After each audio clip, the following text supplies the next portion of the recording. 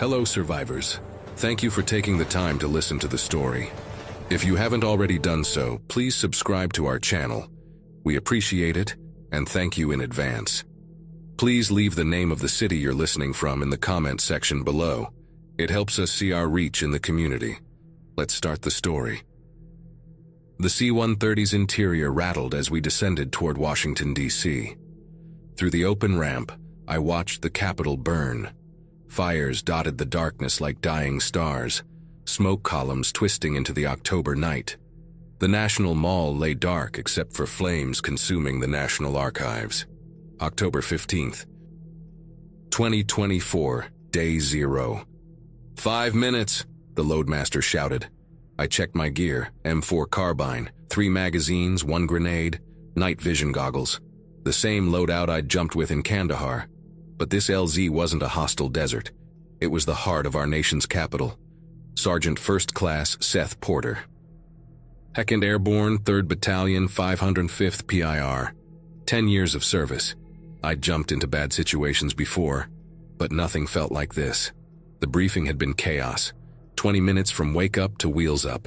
Our commander's hollow face on screen. His words still echoed.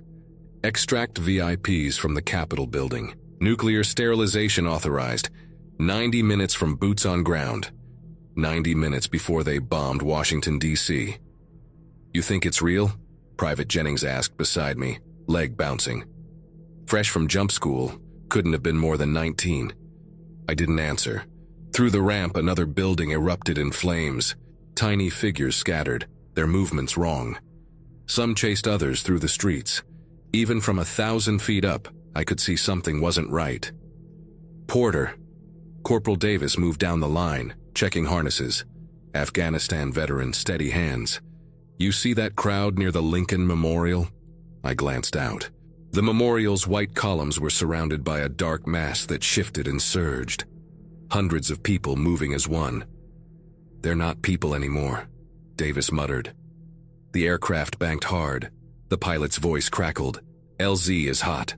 Multiple hostile contacts. Stay high, stay tight, cleared for drop in 60 seconds. I stood, hooking my static line. 8 paratroopers total. Specialist Vega, our medic. Corporal Mitchell. Staff Sergeant Blake, team leader. And 3 others. Jackson, Ramirez, Hayes. The ramp opened fully. Cold air blasted through. Below, Washington, D.C. spread out in darkness and fire. Constitution Avenue. The museums. The Capitol dome crowned with flames. Blake grabbed my shoulder. Stay close to the museum line. Those things are drawn to noise. His voice was raw. And Porter, if someone gets bit, they're gone. Don't hesitate. Green light flashed. I stepped into nothing. The chute deployed, jerking me upward. I grabbed my risers, scanning for the others. 6 chutes bloomed above. 2 were nowhere in sight. Lost 2 before we even hit ground. Ramirez and Hayes, scattered by the wind. Wind carried me toward the Smithsonian buildings. Below, shapes moved between abandoned cars. Fires painted dancing shadows. I could hear moans, screams, breaking glass. I steered toward a parking lot behind the Air and Space Museum. A cluster of figures emerged from an alley, looking up. Their movements were too stiff, too aggressive. One opened its mouth and a sound came out that wasn't human. I hit and rolled, the impact rattling my teeth. Up in seconds, weapon ready. A woman in a torn business suit stumbled toward me from between cars. Dark stains covered her front. Her face was pale, lips pulled back, but her eyes stopped me. Milky white, empty of anything human. She moved without hesitation, hands reaching, 2 rounds in her chest. Zin. She staggered but kept coming. 3rd shot took her forehead. She dropped. Porter! Davis landed 20 feet away. 3 infected closed in from the museum entrance. I fired controlled bursts. Each required a headshot. Center mass did nothing. Vega hit hard. Chute caught on a light pole. He dangled 8 feet up while infected gathered below. Reaching. Their moans attracted more. Cut yourself loose. Mitchell appeared, firing at the crowd. We'll catch you. Vega sawed at his risers. 15 infected below now. He dropped into the mass. For a second, I thought we'd lost him. Then Mitchell and I pulled him out, firing as we backed toward the wall. 5 of us regrouped behind a delivery truck. Blake was on the radio, trying to raise the others. Static answered. "Ramirez and Hayes deployed off course," he said. "At least 15 blocks between us." "Do we go after them?" Jennings asked. Blake studied the street. Infected wandered between cars, stumbling over bodies, police uniforms, pajamas. A kid dragged itself along, one leg twisted at an impossible angle. "Negative," Blake decided. "Mission clock is running. Capital is 12 blocks northeast. Move fast, stay quiet, finish the job." We advanced in tactical formation through the darkness. Davis on point, me and Mitchell covering flanks. Vega stuck close to Jennings, who held his rifle too tight. The city was dying. Screams echoed from buildings. Gunshots cracked in the distance. A police car sat abandoned on 7th Street, driver's door open, radio squawking. Blood painted the pavement. We passed a metro entrance. Infected stumbled down the stairs. The sound from below was worse than nightmares. Hundreds of voices moaning in that broken way. At the entrance, a woman in a metro uniform hung halfway down the stairs. Infected grabbed at her legs while she clung to the railing, screaming. The sound cut off as they pulled her under. Screaming turned to tearing. Jennings threw up against a mailbox. "Move!" Blake ordered. Constitution Avenue was a killing field. Cars piled up in a metal maze. Infected wandered between them. A National Guard checkpoint sat abandoned near the archives. Sandbags stained dark. "Capital is 6 blocks," Blake whispered. 73 minutes until the package arrives. The package, the nuclear bomb. Pennsylvania Avenue opened before us. There it was. The Capitol building, dome silhouetted against fire-lit sky. The west lawn was covered with infected. Thousands pressed against the barricades. National Guard trucks sat overrun. The main entrance was a war zone. Southeast corner, Blake decided. Service entrance. We circled wide using the Supreme Court for cover. The service entrance was behind a courtyard. We cleared it quickly. 3 infected dispatched with knives to save ammunition. Mitchell breached the door. It swung open to darkness and smoke. "NVGs," Blake ordered. The world turned green. We entered through a maintenance corridor. Emergency lights flickered. Blood smeared the walls. Someone had tried to barricade the far end. They'd failed. We found survivors in a stairwell. 2 Capitol Police and a secretary barricaded behind desks. The younger officer nearly shot us. "Thank God," he gasped. "They're everywhere." "The VIPs," Blake demanded. "Bunker, basement level. But the stairs," the secretary pointed down. From below came moaning, shuffling, the scrape of dozens of bodies. "At least 50 down there," the older officer explained. Blake checked his watch. 61 minutes. "We go through them, stack up, controlled fire, headshots only." We descended into hell. Infected packed the stairwell. They turned as our lights hit them, mouths opening in that awful moan. Former congressmen in suits, staffers, security personnel. All turned. We fired in rotation. The sound was deafening. Bodies tumbled down. We advanced over them, firing the whole way. Jennings froze when an infected woman grabbed his ankle. Mitchell kicked her away, shot her, pulled the kid forward. We kept moving. The bunker door appeared, reinforced steel with a biometric lock. Infected bodies pressed against it. We cleared them, stepping over the twice dead. Blake hammered the steel. "U.S. Army, open up." Locks clicked. The door cracked open. Secret Service agent peered out, weapon drawn. "You the extraction team?" "All that's left," Blake confirmed. 6 VIPs, 4 security, all healthy. The agent looked at the bodies. "Please tell me you have a way out." 53 minutes. Rooftop extraction, helicopter inbound. We move now. Getting the VIPs upstairs took precious minutes. 2 senators, a Supreme Court justice, 3 staffers, all terrified, all slowing us. The younger senator kept stopping to look at bodies, recognizing colleagues. We had to pull him along. More infected filled in behind us, drawn by noise. We emerged onto the main floor with a growing crowd at our heels. Vega covered our rear. "Northeast stairwell," Blake called. "Roof access." We ran through the Capitol's halls. The building was a monument to democracy, now just another tomb. Infected emerged from offices, chambers, bathrooms. We fired and moved. The justice fell, heart attack. Mitchell tried CPR, but Blake pulled him off. He's gone. Keep moving. 47 minutes. The stairwell to the roof was clear until 3rd floor, where infected filled the landing. We couldn't go around them. Blake pulled his only grenade. Frag out! The explosion was devastating. The infected mass was shredded, but the stairs were blocked with bodies and debris. Over them, Blake ordered. We climbed the pile. Blood made everything slick. Jennings slipped, fell back, and infected grabbed him, teeth finding his neck before we could fire. His screams followed us up.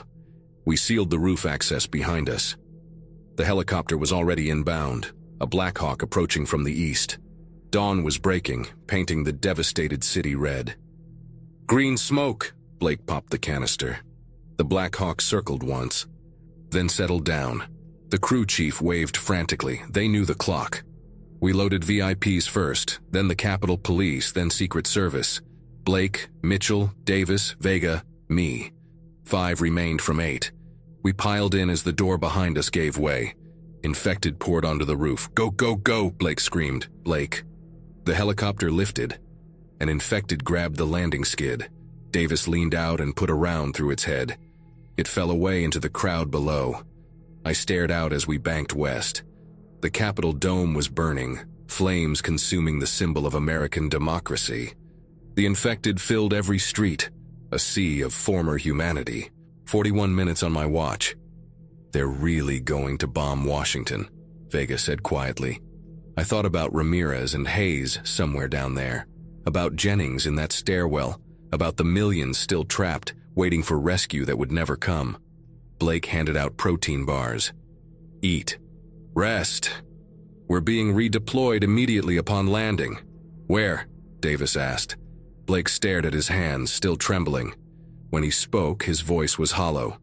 Philadelphia, Baltimore, anywhere they still have people worth saving. The helicopter banked hard. For a moment I had a perfect view of Washington, D.C., the city where I'd taken my oath, now waiting to be erased. The mushroom cloud bloomed 90 minutes later. We watched from 40 miles away, a pillar of fire where the Capitol had stood. The radio exploded with chatter, casualty estimates, radiation projections, new deployment orders. We'd saved 6 people. Millions died in the blast. Millions more still walked other cities' streets, infected or fleeing, trapped in a nightmare only beginning. I closed my eyes, tried to rest. Blake was right. We'd be jumping again soon. The helicopter's engines droned on, carrying us toward the next hell. Behind us, Washington, D.C. became a memory, a crater, a warning. Day 0 was over. But for us, for the 82nd Airborne, the war was just beginning. We landed at Fort Bragg 6 hours after watching Washington burn. The mushroom cloud was still visible on the horizon, a pillar of ash marking where the Capitol had stood. Nobody spoke during the flight. Mitchell stared at his hands. Vega cleaned his rifle for the 3rd time. Davis just looked out the window, jaw clenched. Blake was on the radio the entire time, coordinating with command. I caught fragments through my headset. Total loss, containment failed, Philadelphia next. The landing pad was chaos. Helicopters everywhere, troops moving in organized confusion. Medics rushed toward our bird as the skids touched down. They weren't there for us. A captain I didn't recognize met us on the tarmac. Sergeant Blake, your team's being redeployed immediately. Briefing in 10. Blake looked at him like he was insane. My men need rest, There is no rest, Sergeant. The captain's eyes were hollow. Philadelphia's gone dark. Last transmission was 30 minutes ago. We have confirmation of VIPs trapped in a federal building downtown. Your team has jump experience in urban combat zones. You're going back up. I felt something break inside me. We'd been awake for 22 hours. We'd lost 3 men. We'd watched a city die, and they wanted us to do it again. How many teams? Blake asked quietly. Just yours. Everyone else is committed to Baltimore, Boston, New York. The captain glanced at his tablet. Philadelphia's already lost. This is a recovery mission only. Extract the VIPs and get out. No heroes, no rescues, you understand? Blake nodded slowly. Who are the VIPs? Federal judges. 3 of them, plus their security detail. They were supposed to evacuate yesterday but waited too long. The captain's expression hardened. Someone very high up wants them back. That's all you need to know. The briefing room was empty except for us and a junior lieutenant who looked like he'd been crying. He pulled up satellite imagery of Philadelphia on the main screen. Even from orbit, you could see the smoke, the fires, the gridlocked highways leading out of the city. Latest intel is 47 minutes old, the lieutenant explained, voice shaking. National Guard established a perimeter around Center City, but it collapsed around 800. Police and emergency services have ceased responding. Cellular network is down. Power grid is failing. Estimated infected population is... He swallowed hard. Between 3 and 500,000. Mitchell let out a low whistle. 500,000. Philadelphia's population was 1.6 million as of last census. The lieutenant continued. Current whereabouts of the remaining 1.1 million are unknown. Some evacuated, many are barricaded. The rest, he didn't finish. The target building appeared on screen. A federal courthouse in Old City, near Independence Hall. 23 stories, reinforced concrete construction, rooftop access for helicopter extraction. Last contact with the VIPs was 743, the lieutenant said. They reported infected in the building. Multiple casualties among security personnel. They've barricaded themselves on the 18th floor. Communication was lost shortly after. So they could be dead, Davis stated flatly. Or turned, Vega added. The lieutenant looked at Blake, clearly uncomfortable. Your orders are to verify their status and extract if possible. If extraction isn't viable, he paused. Document their status and withdraw. Document their status. Military speak for confirm they're dead. Jump altitude is 12,000 feet, the lieutenant continued. You'll be dropped at 11:30 hours. The LZ is Penn's Landing, along the Delaware River. Less infected concentration near the water. From there, it's approximately 1 mile to the target building through the downtown area. What about extraction? Blake asked. 2 MH-60s will be on station once you reach the target. Rooftop pickup if the LZ is clear. If not, the lieutenant shrugged. And get creative. I studied the map, calculating distances and timing. 1 mile through a city with 500,000 infected. Even moving fast and quiet, we'd be exposed for at least an hour. Probably longer with VIPs in tow. What's the backup plan? I asked.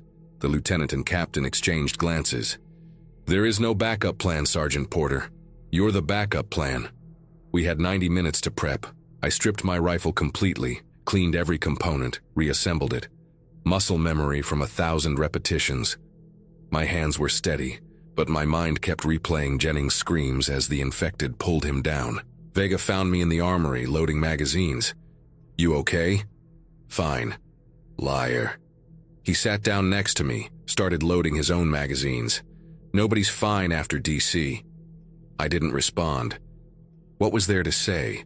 That I kept seeing that woman in the business suit, the one I'd shot 3 times. That every time I closed my eyes I saw the infected climbing onto our helicopter? That I'd started to wonder if we were just delaying the inevitable. My sister lives in Philly, Vega said quietly. South Street. Called her yesterday before all this started. She didn't answer. I glanced at him. He was in his mid-20s, joined up to pay for medical school. Good kid, steady under fire. Now his hands shook as he loaded rounds. Maybe she got out, I offered. Yeah, maybe.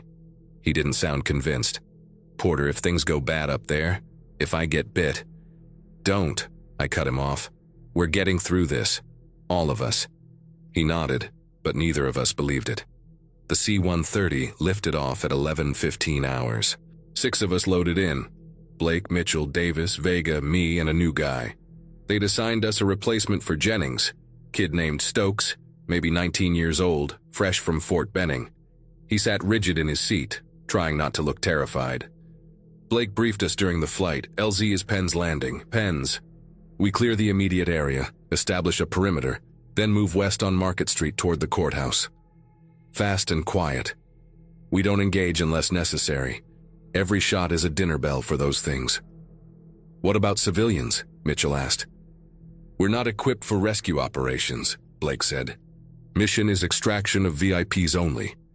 Anyone else we encounter, we advise them to stay barricaded and wait for relief. What relief? Davis muttered. Blake ignored him. Extraction window is 1,300 hours. We have 90 minutes from boots on ground. That's not much time, so we keep moving.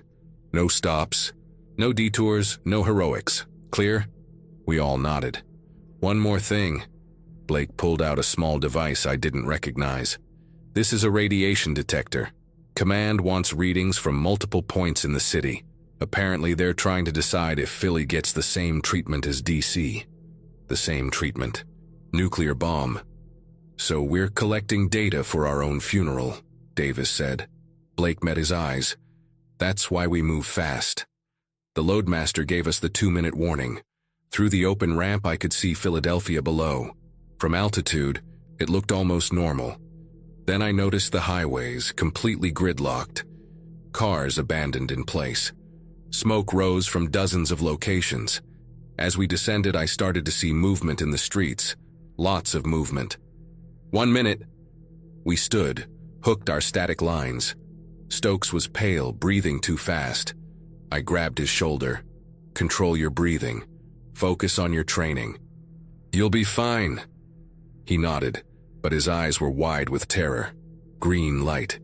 We jumped into broad daylight, the sun harsh and unforgiving. My chute deployed clean. I grabbed my risers and looked around. 5 other chutes bloomed above me. Below, the Delaware River sparkled in the October sun. Beautiful and indifferent.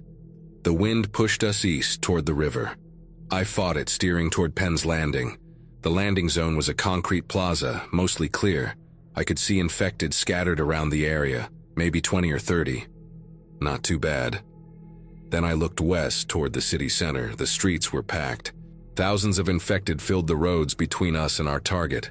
They moved in a slow tide, aimless but persistent.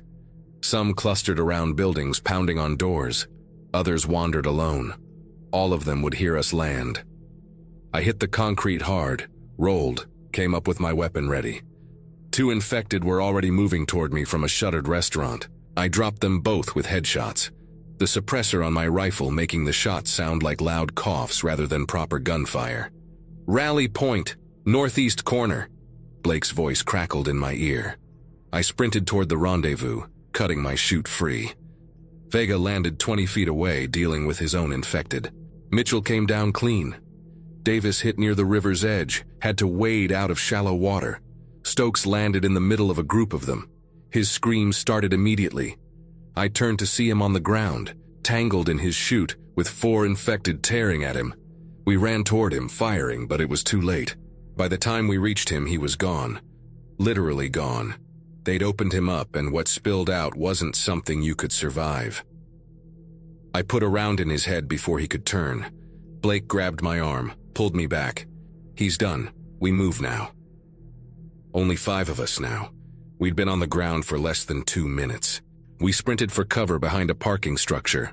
More infected were converging on the noise drawn from the surrounding streets. I counted at least 50 heading our way. Market Street is 2 blocks north, Blake panted, checking his tactical map. We take side streets where possible, avoid main roads. Stay tight. We pushed out in a diamond formation. Davis on point, Blake calling directions, Mitchell and me on flanks, Vega in center. Every intersection required clearing. Every alley could hide infected. Every car might have someone inside, dead or dying or already turned. The city was a graveyard that still moved. Bodies everywhere. Police, civilians, medical personnel. Some showed signs of violence. Others just looked like they'd collapsed. A few twitched as we passed, not quite dead enough to stay down. We found survivors 2 blocks in, barricaded in a pharmacy.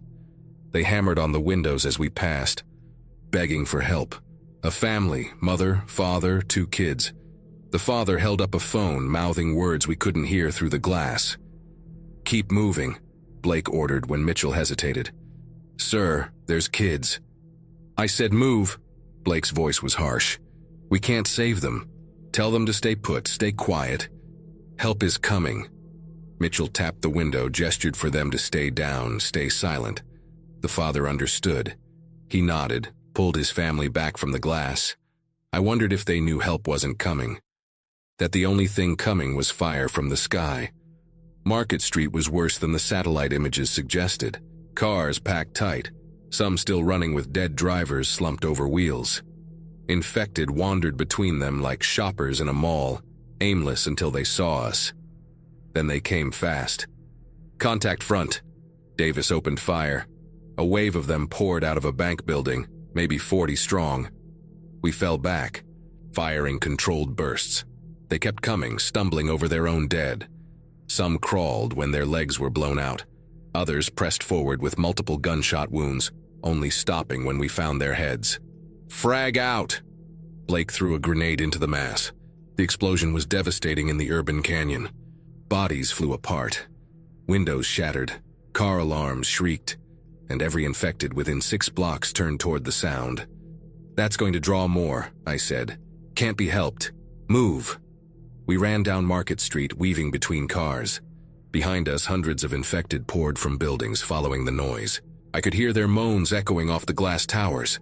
Left, left! Blake directed us into an alley. We cut through, emerged on Chestnut Street. The courthouse was visible now, 4 blocks away. So was the crowd between us and it. Independence Hall stood to our right, the birthplace of American democracy now surrounded by its end. Infected packed the plaza where tourists used to take photos. They pressed against the historic building's walls, drawn by something inside. I could hear screaming from the upper windows. Don't look, Blake ordered. Keep moving. But I did look. I saw faces in those windows, people trapped, watching us pass below, begging silently for help we couldn't give. One of them jumped, choosing death over waiting. The infected swarmed the body before it stopped moving.